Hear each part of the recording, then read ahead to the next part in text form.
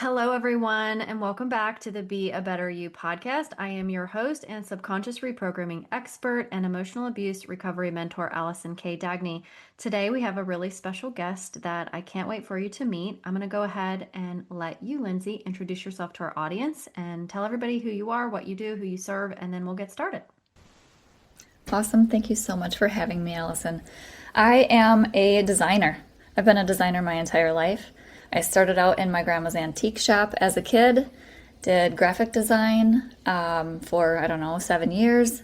After that, I did kitchen and bath design, started my own interior design business, and now I help women redesign their life. So whether they are leaving a relationship, leaving a job, leaving old trauma, leaving old cycles, I help them redesign into something that feels more aligned, more like them, more like the life that they want to live. It's so interesting. I love the connection of all of the things that you've done as a designer, and now you're doing it again, but in a totally different way. Yeah. Like designing someone's, living room or home or something like that is very, very different from designing the life that they want to live. But I'm sure there's lots of similar elements. So what have you seen as some similarities or some threads that you could take from, your experience from being a designer in that space to the designer in this space? Good question. So, one of my favorite questions to ask my clients when I was designing their homes was, if I could give you a magic wand, what would you create? How would this space feel? How would it function? Who would be in it?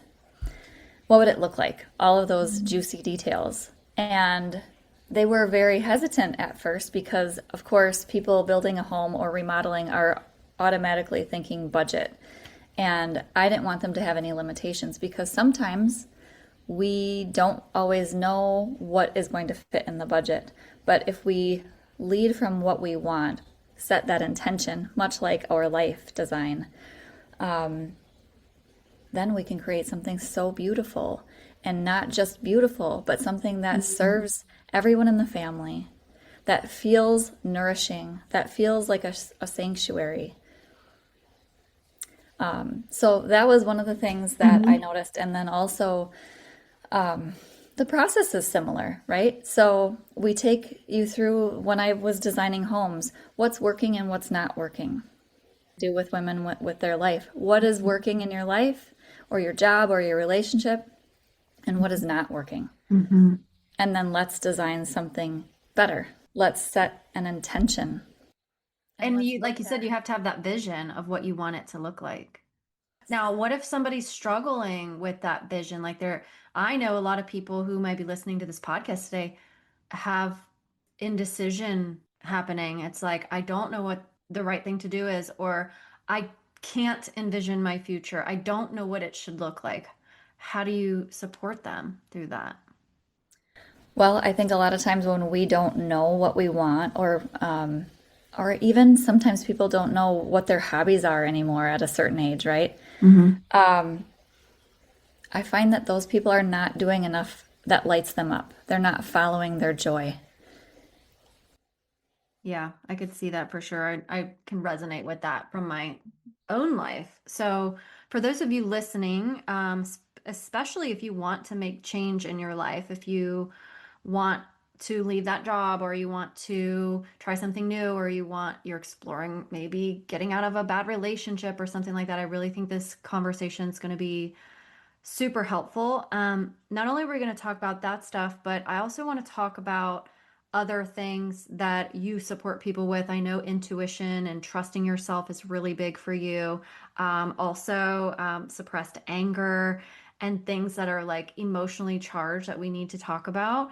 But this whole element of designing the life that you love, I really feel extremely drawn to this because when I was in my emotionally abusive relationship, I had a life that from the outside looked very great. I mean, it looked nice. I had a beautiful family. I had a long-term marriage. I had a nice home. I went on vacations every year. Like from the outside, most people would probably have said it looked like a well-designed life, but it really wasn't. It was the opposite behind closed doors. So I guess my next question for you, and kind of where I want to take this is when you're working with somebody who's in that position, kind of like how I was, and you're like, I don't know, like I don't know if this is the right thing to do. I think it is the right thing to do, but I don't even know where to start to redesign the life because it's already designed. Like I already have it and I am already familiar with the way it is. Like, where do you start with that? Well, first, I want to say I was there too. Mm-hmm. I got married when I was 21. I had two beautiful babies. I had all the things. I had a new house. I had a good job, nice cars. We went on vacation every year. Our friends kind of called us like the golden couple. You know, when we got divorced, people were pissed, Wow. very, very angry, very, very confused, you know. But my ex-husband, we had talked so many times about me being unhappy and I wanted to go to therapy and he didn't want me to go to therapy. And I was always looking outside of myself for, oh, if I just get the new car, if I just get a different job, if we just build that garage, all these little things that I thought were going to make me happy, obviously didn't. And we were married almost 10 years, like 9 years and some change. Mm-hmm. And what ended up happening was I did the thing that I said I would never do. I left him for another man. And we didn't have an affair. It was just, I guess, an emotional affair Mm-hmm. on my behalf. And I ended up leaving my marriage over that. And shortly after, I realized I was in an abusive relationship with a narcissist. Oh.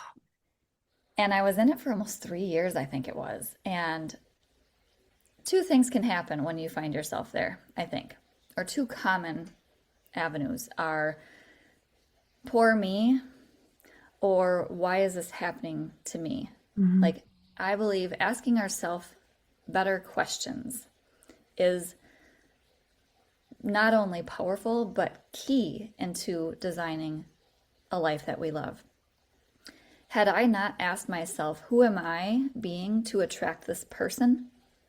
Who am I being to not see all these red flags? Who am I being to put my values aside and live completely out of alignment? Mm-hmm. I didn't even recognize myself when I was at the end of that relationship. There was just a shred of me left.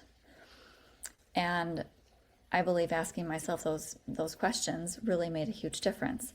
But if you are in a situation where you're not really sure, I have a quiz. It's really simple to check your alignment, basically. So like a car is aligned. If it's not aligned, it's going to veer off the road, right? If your life is not aligned, it's going to veer off the path that you are seeing for yourself.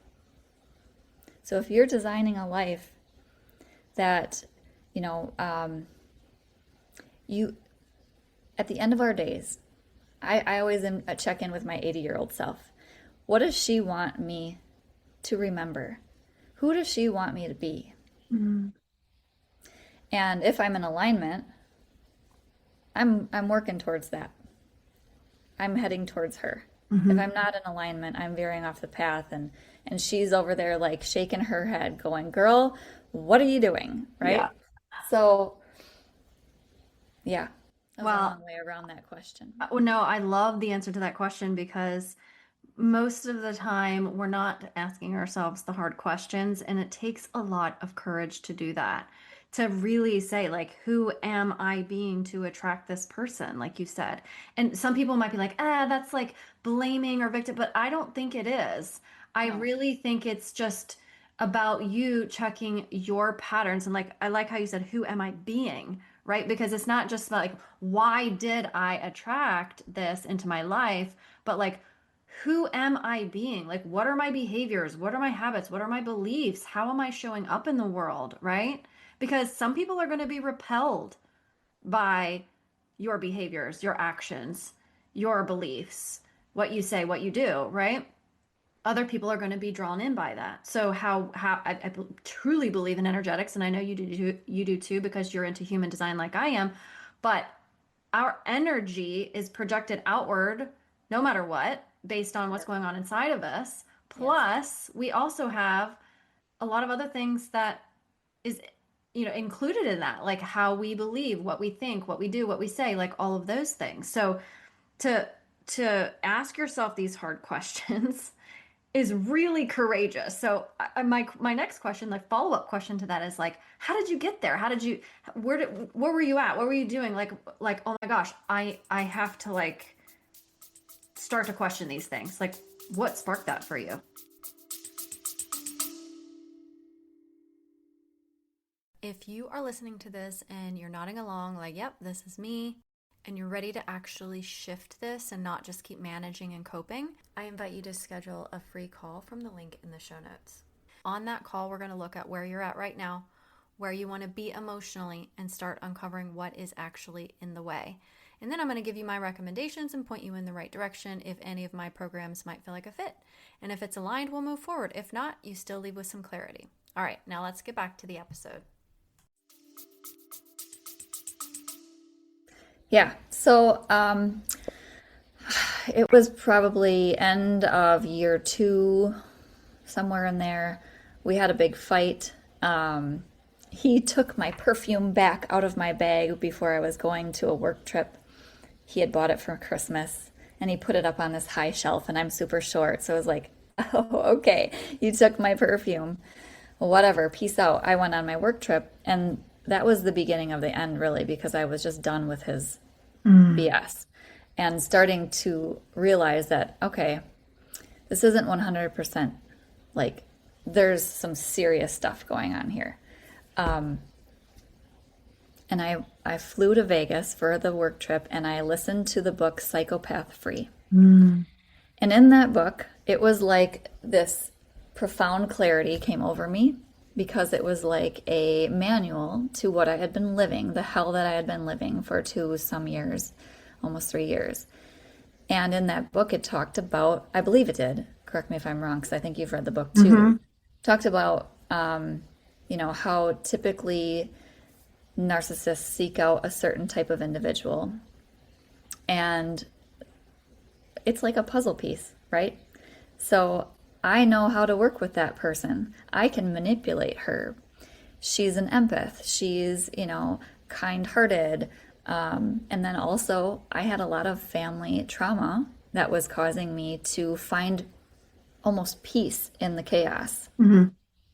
I recognized his bad behavior as familiar, Mm-hmm. Yep.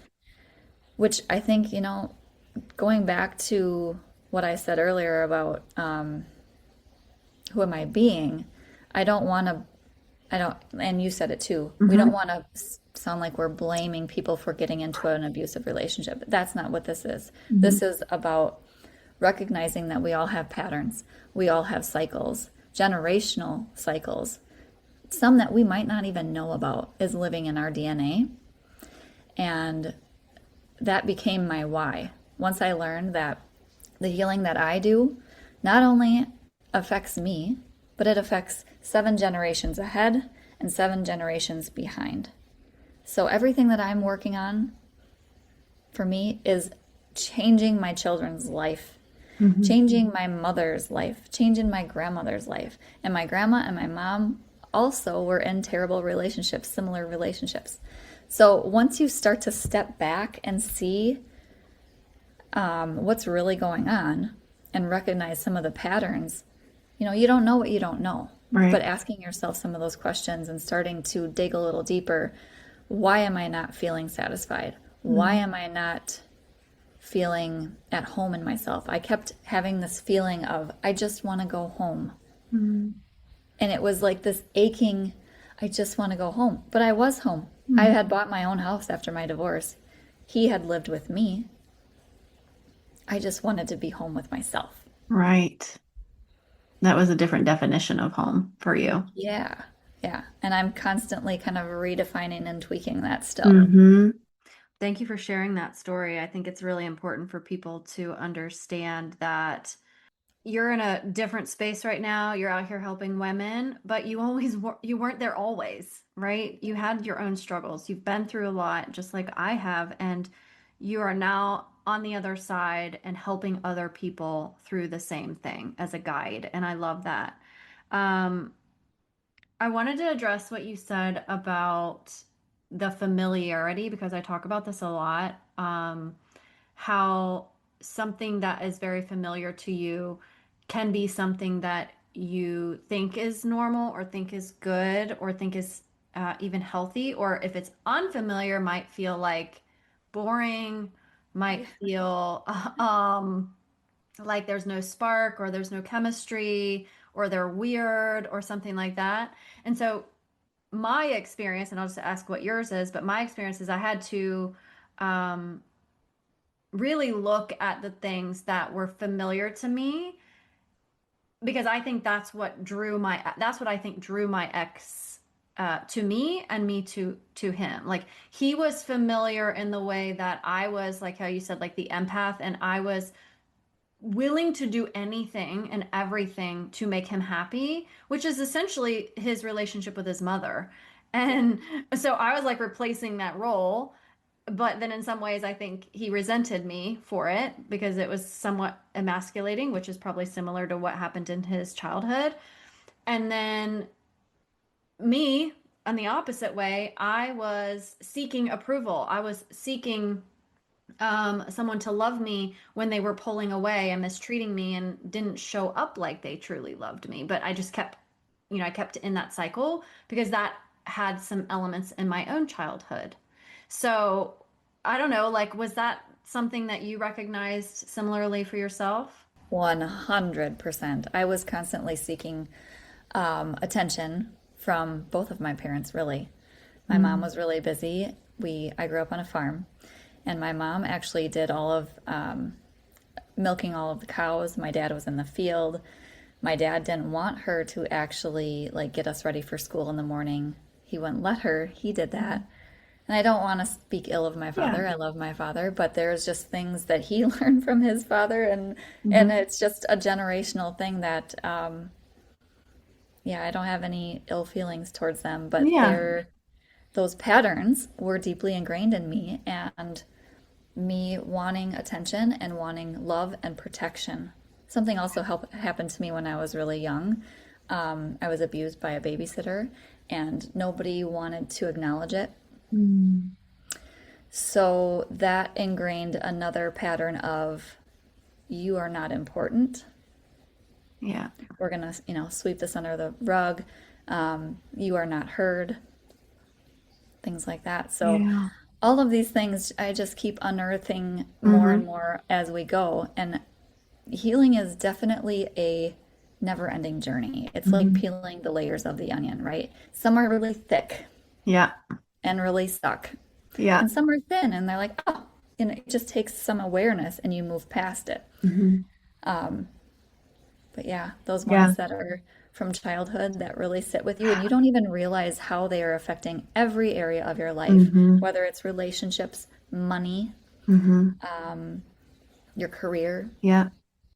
all of it. So many things. And like you said, the 7 years behind you, 7 years in front of you, right? Like the generational trauma lives in your DNA. It also is in your brain because you're taking these beliefs from your family lineage. And if you don't question them or if you just accept them for what they are, like, oh, money doesn't grow on trees like that. I use that one because everybody's heard that one.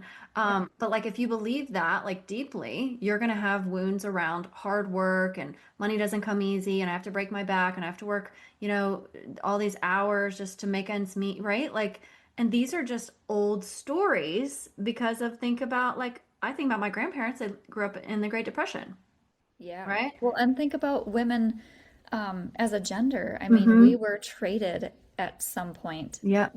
So our patterning around money is is a Yeah. whole Yeah. I mean, we couldn't even, well, we couldn't vote for the longest time, but we couldn't even get like a divorce until like the 70s. Like we couldn't even like file for divorce. That's why like people, it's so funny because I hear people talk about, oh, my grandparents were married for all these years. I'm like, how many of them women wanted to actually divorce their husbands and just couldn't do it? Yeah, You exactly. know? So there's this huge element of these things, but I guess bringing this back to what you said before about, asking yourself better questions, because when you do that, right, when you get back to the questions like, who am I being, right? What am I believing? What do I think about this? How have I been behaving? What are my patterns, right? When you start looking at those things, that's when actual change happens. So that if you hadn't done that part, you wouldn't be here where you're No, at today. definitely not. No doubt in my mind. And So, something for the listeners, something yeah. that's really simple that I teach is ABCs. Always be curious. I love that. Yeah. So every Mm-hmm. little thing, anything that irritates you, any little story, like, oh, the dishes aren't done tonight. I have to take care of everything myself. That's one of my stories. I have to do everything myself. And like, oh, there's that story again. Getting curious about it and journaling on it and figuring out, okay, why do I keep telling myself this story? Is it true? Asking myself, is it true? And Mm-hmm. unpacking it there. That can be, that can be so powerful. Awareness is such, it's Mm-hmm. like 90% of the work.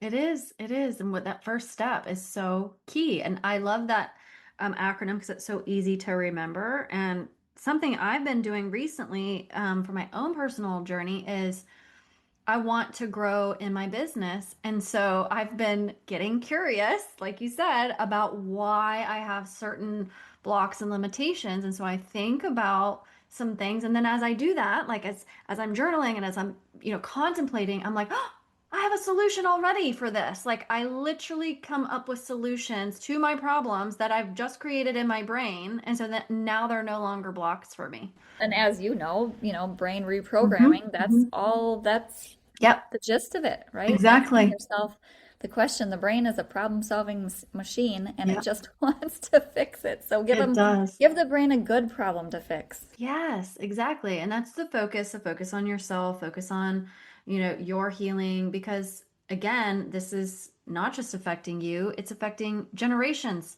that are coming, your own children, right? Like my girls and my son see what I do. They watch me in action and they're making different choices in relationships because of it. Like I've Yes. witnessed it. Oh, I love that you brought that up because at the end I found myself we were camping and I watched my son. He was like 4, I think, at the time, and he was just so like, I don't even know if I can tell this story. Oh, He was just so like beat down. Not that um, the narcissist had like physically abused him or yeah. anything. It was just, I shouldn't say it was just, it was emotional abuse. Yeah. And I watched him like just fold into himself, and it was so painful.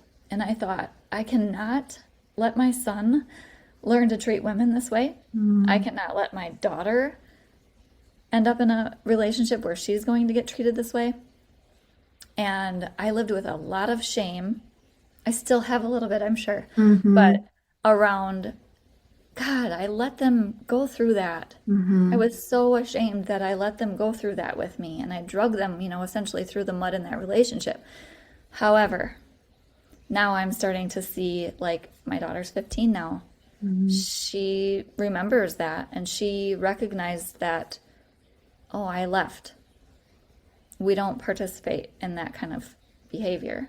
We Mm-hmm. don't allow someone to treat us that way. Yeah, that's powerful. It really is. And I'm so just grateful that you shared that story because to me, I mean, my kids were even older. My kids were 7, 9, and 11, Mm. but still they're little sponges. They witness everything, and I have a up here on the wall that you guys can't see, but I have a framed handwritten note from my daughter. And literally in a summary, it's basically like, I love you so much, blah, blah, blah, blah. And then she says, I'm so glad that you divorced dad. And she has a relationship with her dad. She doesn't hate him or anything like that. She said, because it showed me that you deserve a healthy, happy relationship, and I know I deserve that too. Mm. So I Oh my I God. framed that thing and put it on a Yeah. wall because I was like, oh, my whole thing, I was like you. I was like, I can't stay here and continue to let my kids see this. And Mhm. again, I don't mean like if you're listening and you're still in a relationship and you haven't been able to get out, or maybe you stayed until your kids were adults, there's no shame in that whatsoever, right? Right. Like I believe the journey unfolds the way exactly it's supposed to, right? Some kids witness that and they're like, I'm never going to do that. I'm not going to let somebody mistreat me like that. And maybe that's what they needed.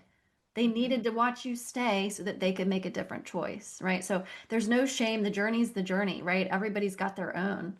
But I had some serious, like, fears that if I left, it was going to destroy my children and we're going to have a divorce and it was going to be the end of the world and they weren't going to be happy and they were going to hate me forever. I mean, my oldest daughter was like, "You ruined our lives," whenever I filed for divorce. So this is a very heavy thing for people. You know that, I know that. But where I want to take it now is like choosing. Like we get a choice now, right? Like if you are deciding you want to get out, right? Get a hold of Lyndsey, talk to Lyndsey. She's a person that can help you and support you in that process. If you want to try to get a new job and you're scared, right? Or you want whatever that is, like this kind of transitional space is kind of how I view you. Like you're in this transitional space and you support people in that. And that's a very scary place to be for a lot of people. So once we get through, like, okay, yeah, I'm going to make the choice to do something different, then we have to design it. Then we have to, like what we talked about sort of at the beginning, was like creating this vision, setting an intention for the future, which I absolutely love. I do this with my clients too when they're like, help me heal from all of this abuse. I'm like, all right, what do we want the life to look like? What do you want 6 months to look like? What do you want a year to look like? Let's get to that point. So one thing that I think on one of your posts that I saw, that you help people do this like one small step at a time. So I want to talk about baby steps because I love baby steps and I feel like they're super helpful. So somebody comes to you, they're in this liminal space, it's like unsurety, but they kind of know where they want to go. And then you're like, okay, we have to take action. We have to, design the life. Like, what are the first kind of initial steps looking like? Yeah. Well, actually, we start with awareness. We start Okay. with recognizing the patterns, trying to identify, any of the cycles that have been on repeat. Mm-hmm. Um, you don't have to know that you want to leave for you to come to see me, but all of the work that we do together will help you get the clarity that you need, Mm. not only around the decision, but you know, we we don't relive the past. It's not like Mm-hmm. therapy where we rehash the Mm-hmm. past. It's about identifying what got you here so that you don't have to take it with you Love that. into the new design. Yeah. And the baby steps, I do a daily audio, and it is so easy. It's the easiest healing that you'll ever do, one of my girls said. She's like, it's the easiest thing, but she loves it. And she was kind of the inspiration that helped me create it. So it started out just being a 30-day thing that Mhm. I created to go with my planner, my Mhm. alignment tool. Mhm. And it's now over 100 days. I don't know where we're at now, but Mhm. just little daily doses to keep you in alignment, to keep you on track, to help you keep recognizing where you maybe need to reframe, and then revisit your life by design. So that's something Mm. that we do monthly. Revisiting that intention and making sure that you're asking yourself, is what I'm doing moving me towards that design, helping build that design, or is it moving me away from it? Wow. Okay. So let me ask you about this, the audio. Is this just like you doing some sort of coaching or what is that? Yeah. Yes. Yeah. Yep. It's in a private podcast feed, Oh, so it's super easy. Just go on your nice. phone. You don't even have to log into a portal or anything like that. That's really cool. That reminds me similar to my subconscious audios that I have. They're in a library that you can like listen to, just pop them in your ears and then like it's all embedded with subconscious language and healing frequencies, which I know you're familiar with and stuff too. So I love that we have all these tools to support people and help people. That's amazing. And I like that it's almost just like encouragement or like support like daily, just like, okay, I just need this to help me throughout my day. And I believe that it's super important to do these practices in the morning. Advocate for how you start your morning is how you will finish out your day and your life. It's Yeah. all these little things, little steps that really add up. You are starting your day with intention, a walk, Mhm. meditation, and a little journaling exercise, some time to just be you. You're going to feel like a totally different person in 7 days. It's so interesting because when I mentioned before about how I was like working on this thing with my business, the first fear that came up for me was overwhelm. And I thought, well, gosh, if I have this like big booming business with like, a client every hour on my calendar, like all these things, right? I would be overwhelmed.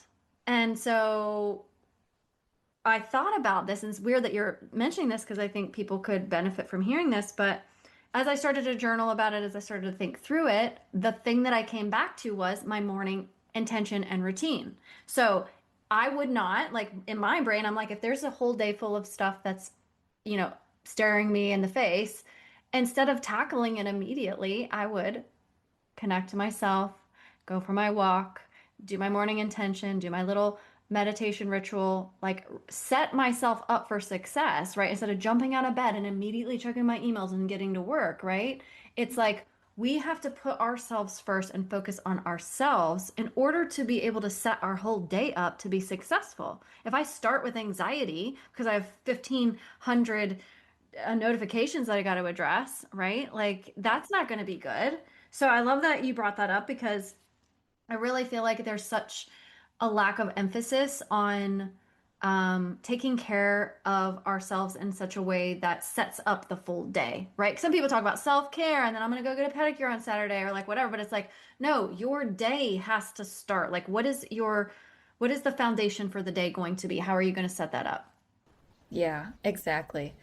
Not to knock pedicures and facials and things, but that's that's not Mm-mm. the Mm-mm. same thing as No, intentionally designing your morning. And I call agree. it waking before the enemy, like, or waking before the baby. I've got a Yeah. baby, and Yeah. if I don't wake up before she does, it's going to be a lot harder for me to get Yep. my me time in. So Yeah. Me creating that time time. for yourself is the most important version of self-care that I think that there is. Yeah, I agree. I 100% agree. Yeah, like I love a massage. I love like Yes. self-care stuff, but that is different. It is a Yes. very different kind of thing. I think almost I would probably say what we're talking about is self-love, Very good. Yes. Perfect. right? Self-care is like how you can care for yourself, which is cool. That's great. We need that. We need to care for ourselves. Taking vitamins, drinking water, exercise, like all that stuff. But love, like that is like me connecting with myself, Mhm. you connecting with yourself.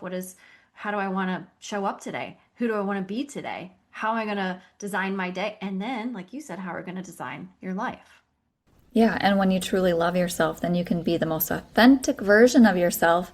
And that's the highest frequency that there is. And that is when you're going to start manifesting and attracting every single thing you ever wanted and didn't even know you want. I love it. Okay, so at the beginning, I mentioned I want to talk about intuition and like self-trust. I want to touch on that a little bit.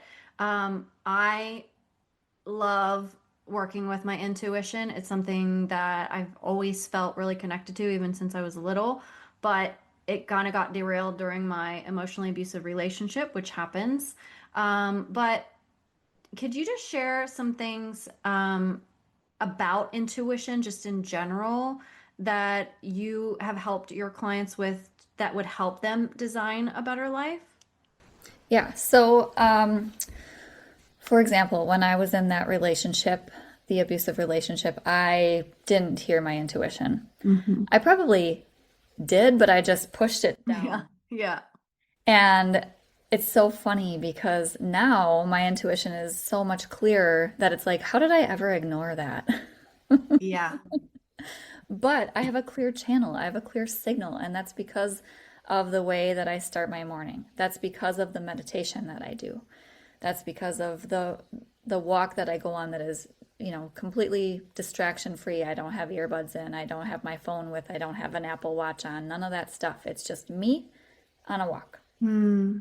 and getting in touch with nature and getting in touch with my guides, my higher Hmm. self, my spirit animals, all of these things. Like I have clients come to me and say, well, I don't know if that was a sign. Hmm. It was a sign. Yeah. If you noticed it, it was a Yeah. sign. Yeah. And um, God, the universe, whatever you want to believe in, is going to send signs in the form of a pebble Hmm. and then a rock Hmm. and then a boulder. Yeah. I don't really want the boulder, right? Yeah. The boulder is going to show up. It manifests into disease. It Mm. manifests into big, life boulders. And Hmm. so the goal is to get in touch with that inner voice, that intuition, that whisper that you have always had. It's just that you might be too busy. Right. And if your nervous system is dysregulated, if you're feeling like you're in a chronic state of fight or flight, it's going to be harder to hear. And that's why I think you and I both couldn't really hear it because that noise is so much louder. And then when you get out and you start healing, you're like, oh, you just have these like downloads and these like drop-ins of information, these like knowings of things. Like it's so, what's the word? Like, it's magical. Like it feels magical to me. It's like, wow, like you said, how did I not ever hear this before? I think anxiety probably tunes out 90% of it. Yeah. I lived with so much anxiety. Like, I remember just my chest always felt like it was going to, you guys can't see me, but I'm going Hmm. like Yeah, staticky on fluttering. my chest. Hmm. Yeah, like it was going to just explode. And anxiety is not a problem as long as you're not feeling it as often as I did. But Right. now when I experience anxiety for just, a few minutes or half hour or an hour, whatever, and it's like such low grade anxiety compared to what I was feeling, I Hmm. wonder how I lived with that. Like it Yeah. probably took years off my life. Yeah. And that's probably why I couldn't hear Yeah. any of the wisdom that was trying to come through. Yeah. I had too much static. I had too Hmm. much busyness. I didn't take time to be alone with myself and really tune it all out and tune Yeah. in. I think checking in with ourselves is going to be way easier when you're not in the midst of all of that abuse, right? Like Right. you are in survival mode during that state. So Yeah. I can't blame you. I don't blame myself. I don't blame you, right? Like you aren't able to function the same way if you're like a firefight, right? Like if you're in the middle of war, right? It's survive. That's all you have to do, right? So once you get out of that relationship, once you are on your healing journey and you're able to start focusing a little bit more on that, that's when your intuition will start to be more known to you and you'll start experiencing that. So, and that's really helpful too because you're going to be needing to make different decisions. You're going to be needing to trust yourself more. You're going to be in different relationships with different people and like knowing is this my trauma or is this my knowing? Like Right. we have to be able to distinguish between those things. So it's really important to know the difference.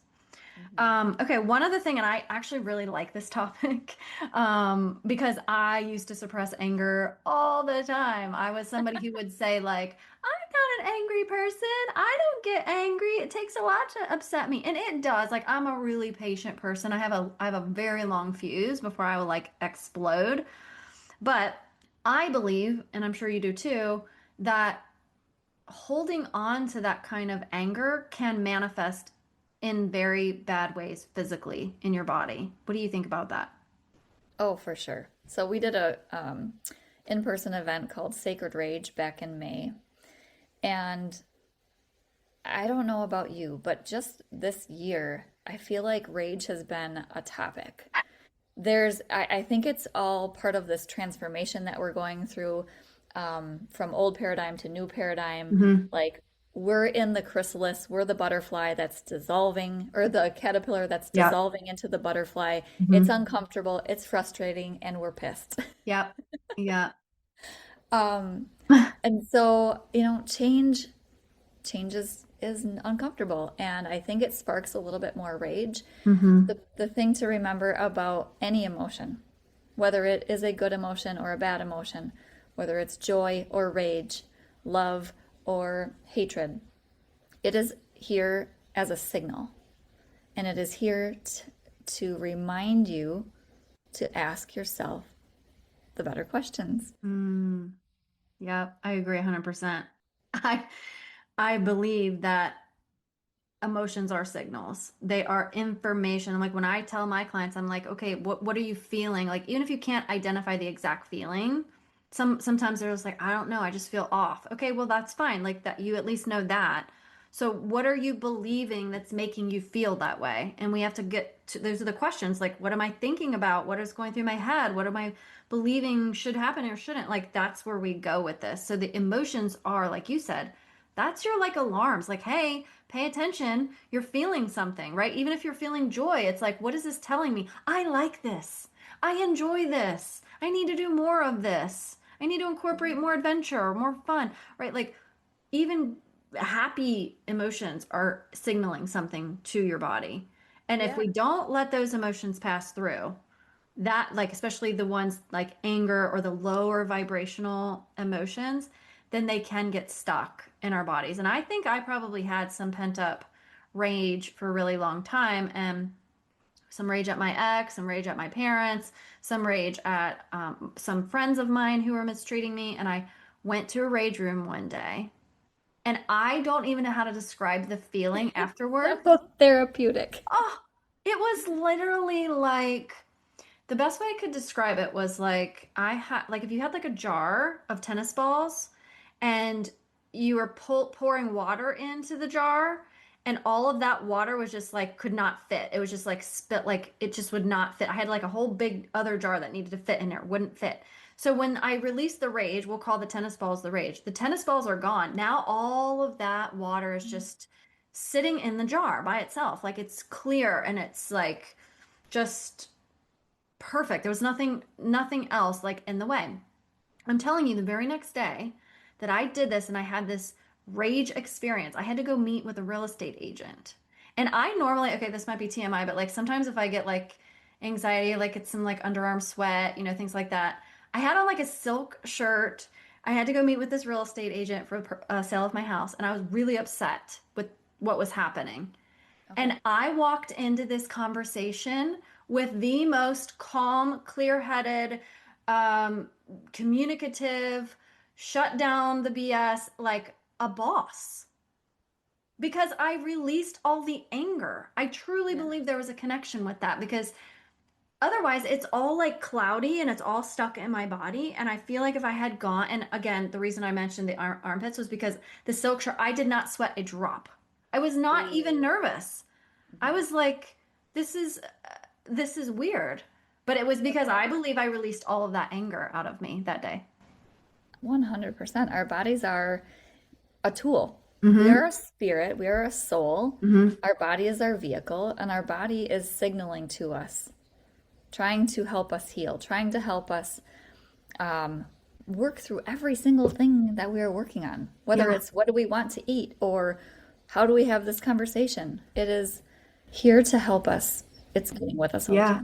time. It's interesting too because um, a client of mine had mentioned how she struggled with some like autoimmune disorder stuff. And something she kept saying to her body was, or about her body is like, my body is not cooperating, or my body's out to get me, or it was like something like that. And so we had to talk about shifting her mindset on that because I'm like, your body's listening and your body isn't trying to hurt you. It's trying to work for you.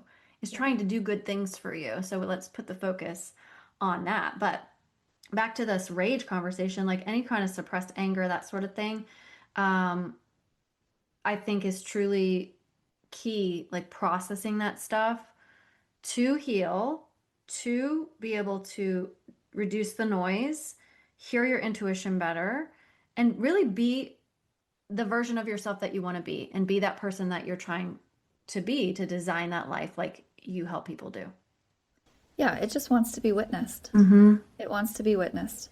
Yeah. And rage, I mean, it can be something as simple. You don't have to go to a rage room. You can go for a drive and blast your favorite music with the windows down. That is one of Mm-hmm. my favorite Mm-hmm. rage releasers. I don't Any know about music you, in but like, particular? oh God.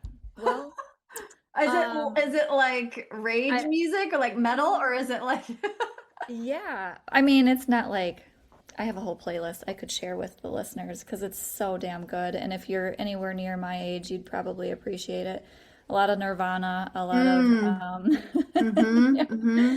It's just it's therapy. It's Yeah. wind, like having that wind blowing through your hair, belting out, allowing the movement, allowing that energy to move out of your body through Mm-hmm. your voice Yeah. is powerful. Yes, for So sure. yes, you can smash a jar, you can smash a Mm-hmm. TV, you can hit a pillow. But that's just one of my favorite Yeah. ways and easiest ways. And I don't have to clean up after it. That was one of Yeah. the things that kind of sucked at our Uh-huh. sacred rage. We broke some glass and it was like, Yeah. man, I had to Clean vacuum and up. vacuum and vacuum. Yeah, but the voice, using the voice, like screaming, singing, breath work even can be Yeah. helpful for that. Like dancing, even like to some really like drum beats that like can help Mhm. you move that process. So like I don't think there's a right way or a wrong way necessarily to do it. I think No. you kind of have to lean into what feels good to you. But Tupac, maybe some Yep. Carrie Underwood. I'm pretty versed in my music selection, so I need Miranda Lambert. yeah, She's got some good, yeah. yeah, I don't any of remember those. what album it was, but she was walking away from a fire with leather Yep. chaps and a gas can. And Yeah. my best friend Jenna and I are like, that's our like alter ego. Yeah, maybe Goodbye Earl from the Dixie Chicks from way back when, whatever you need to do to help yourself to get some of that out. So I love this.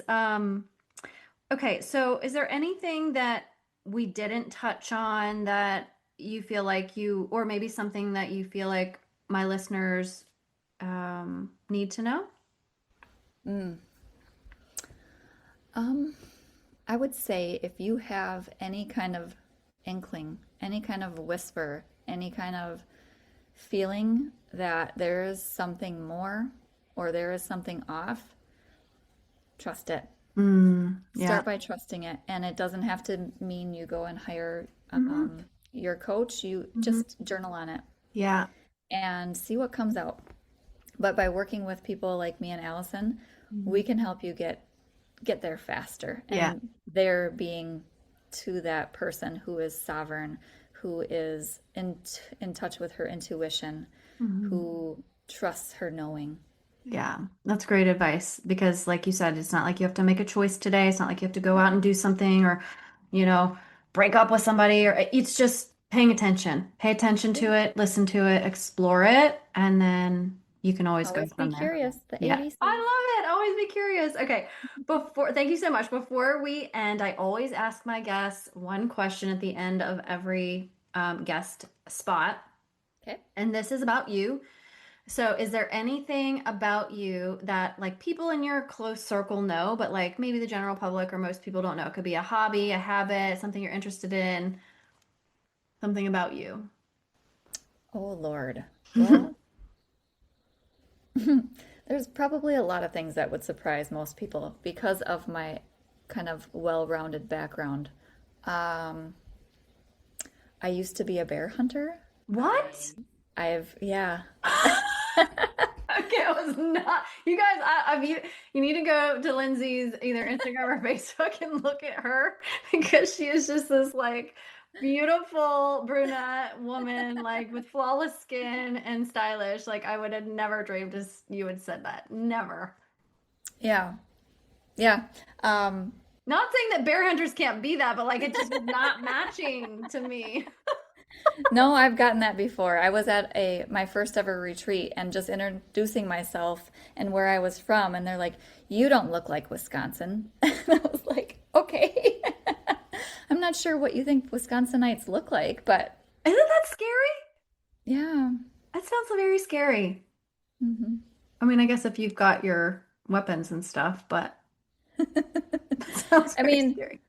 no, it wasn't scary for me. At times it was bad. We had wolves kill our dogs one time. That was horrible. That was the most scary Oh, I've ever. oh, that's really Yeah. sad. Well, you grew up on a farm and all of that, so you're really familiar with that and Yes. circle of life and, Yep. protecting your animals and things like that. So, well, thank you for Yep. being here. I really appreciate you sharing with us and giving Welcome. Thank you for. everybody your insight, your wisdom, and your energy. If you guys want to connect with Lyndsey, I will include her information in the show notes. But is there anything that you're working on right now or how you would like people to connect with you? Yeah, if you go to my website, and I just want to make sure that it's on my homepage because I recently have been switching things up. If you go to my website, Design the Life You Love Lynz, Mm-hmm. lynz.com, you will see your free alignment check at the very top of the page, where you can take that quiz to see if you are living in alignment. And then also, I have a new cohort coming up in September called Sovereign Woman. And Ooh, it's going to be all of the things that I've ever created and better. But basically, helping you go back home to yourself, become yeah. the woman that you know you can be and want to be and are meant to be. I love that. And I know our listeners love that too because that's why they're listening. They want to be the best version of themselves that they can. So thank you for sharing. Thank you all for listening and being here. Please go out and connect with Lyndsey. I don't know if I said your last name. It's Kampen, Kampen. Is that right? Yes, but that might be changing here soon. I'm getting married Oh. in September. Oh, okay. Well, go find her now so that it's always Yeah. you're connected with her out there. You're on Instagram and Facebook. Anywhere else? Substack, LinkedIn. Okay. Yep. Just traditional formats and Yep. places. Okay, cool. All right. Well, thank you for being here and thank you for listening, and we'll talk to you all next week.